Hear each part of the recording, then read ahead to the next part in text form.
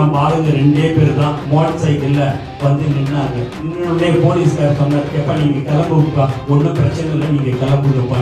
அப்ப மற்ற கட்சிக்காரங்களாம் கேட்டாங்க, என்னங்க இது, நாங்க 1 மணி நேரமா நின்று இருக்கிறோம், அம்மா பசங்க சின்ன பசங்க 2 பேர் வந்தானுங்க, அவங்கள போன்னு சொல்லி அனுப்புறீங்க. அப்படி இல்லப்பா, நீங்க இத்தனை பேர் சேர்ந்து 50 பேர் தான் இருந்தீங்க, அந்த 2 பேரை நான் என்னன்னு கேட்டேன்னா 1000 பேர் வந்து நின்றுவாப்பா.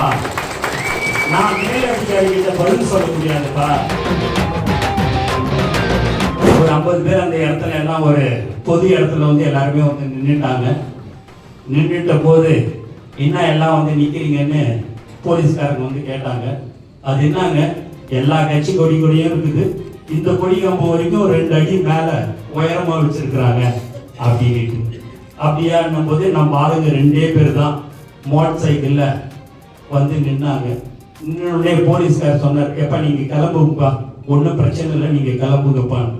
அப்ப மற்ற கட்சிக்காரங்களாம் கேட்டாங்க, என்னங்க இது, நாங்க 1 மணி நேரமா நின்று இருக்கிறோம், அம்மா பசங்க சின்ன பசங்க 2 பேர் வந்தானுங்க, அவனுங்களை போன்னு சொல்லி அனுப்புறீங்க. அப்படி இல்லப்பா, நீங்க இத்தனை பேர் சேர்ந்து 50 பேர் தான் இருந்தீங்க, அந்த 2 பேரை நான் என்னன்னு கேட்டேன்னா 1000 பேர் வந்து நின்றுவாப்பா. நான் மேல் அதிகாரிகிட்ட பதில் சொல்ல முடியாதுப்பா. அதனாலதான் நான் சொன்னேன், உங்களுக்கு விருப்பம் இருந்தா அந்த 2 அடி அவங்க கொடி கம்பம் பெருசா இருக்குது, அதே மாதிரி நீங்க ஒன்னா எல்லா கட்சியும் சேர்ந்து அவங்கவுங்க கொடி கம்பத்தை பெருசா வச்சுங்க, அந்த கொடி கம்பத்தை எங்களால எதுவும் செய்ய முடியாதுன்னு சொல்லக்கூடிய நிலைமை தான் இன்னைக்கு தமிழ்நாட்டில் இருக்குது. அதனால எந்த ஒரு இடையூறு வந்தாலும் தமிழக வெற்றி கழகத்தின் தலைவர் அவர்கள் 2026 முதலமைச்சராக ஆவதை யாராலையும் அது தடுக்க முடியாது. ஏனென்று சொன்னால் மக்கள் ஓட்டு போடணும்ன்ற முடிவுக்கு வந்துட்டாங்க. ஒரு சும்மா நீங்க இப்ப இன்னைக்கு கட்சியில சேர்ந்துட்டீங்க, கொடியை போட்டுக்கிட்டு நீங்க போங்க, ஒரு டிராபிக்ல நில்லுங்க, உங்க கூட எத்தனை பேர் வந்து நின்று செல்ஃபி எடுத்துக்கிறாங்கன்றத மட்டும் பாருங்க. அதுதான் தமிழக வெற்றி கழகம். அதனால பயப்பட வேண்டியதே இல்லை, தைரியமா இருங்க.